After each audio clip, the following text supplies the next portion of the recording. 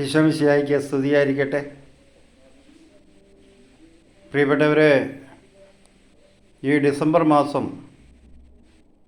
അനുഗ്രഹത്തിൻ്റെ വലിയ ദൈവ അനുഭവത്തിൻ്റെ മാസമായി തീരട്ടെ എന്ന് ആശംസിക്കുന്നു. സുവിശേഷം പ്രത്യക്ഷീകരിക്കുന്ന ഒരു കാലഘട്ടമാണല്ലോ ഇത്. എന്താണ് സുവിശേഷം? സുവിശേഷം എന്ന് പറയുന്നത് ദൈവം മനുഷ്യ ജീവിതത്തിൽ പ്രത്യക്ഷപ്പെട്ടതാണ്. മനുഷ്യൻ്റെ കൂടെ ആയിരിക്കാൻ വേണ്ടി ഇമ്മാനുവേലായി തീർന്നതാണ്.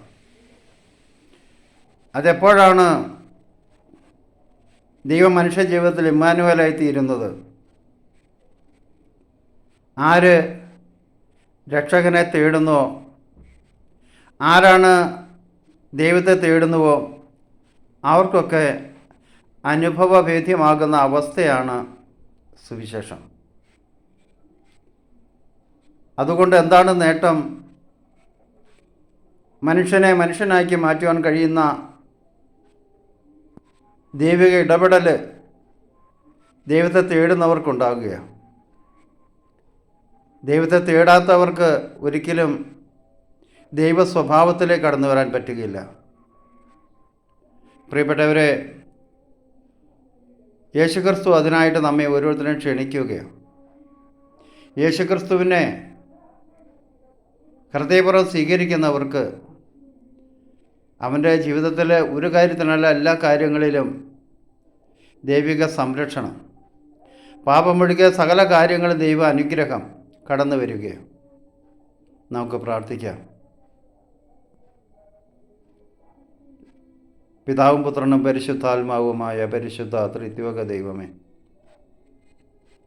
ഈ ഡിസംബർ മാസത്തെ ഓർത്ത് ഞങ്ങളങ്ങേ സ്തുതിക്കുന്നു, ഞങ്ങളങ്ങേ ആരാധിക്കുന്നു.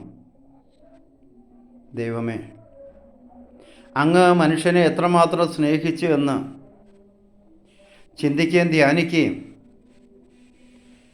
ചെയ്യുന്ന ഒരു മാസം.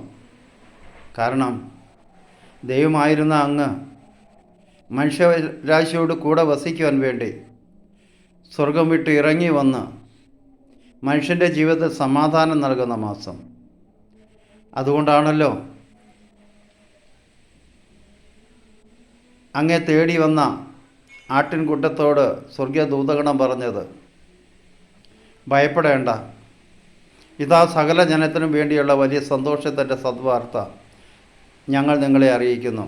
നിങ്ങൾക്കായി ഒരു രക്ഷകൻ, കർത്താവായ ക്രിസ്തു ഇന്ന് ജനിച്ചിരിക്കുന്നു. യേശുവേ, അങ്ങ് ഞങ്ങളിലും വന്ന് വസിക്കണമേ. ഇമ്മാനുവേലായി ഞങ്ങളോടൊത്ത് വസിച്ചുകൊണ്ട് ഞങ്ങളുടെ ജീവിതത്തെ അങ്ങ് നിയന്ത്രിക്കണമേ. അപ്പോഴാണല്ലോ അങ്ങ് അരുളി ചെയ്ത, ഞാൻ നിങ്ങൾക്ക് സമാധാനം നൽകുന്നു എന്ന് അരുളി ചെയ്ത ആ തിരുവചനം ഞങ്ങളിൽ യാഥാർത്ഥ്യമായി തീരുന്നത്.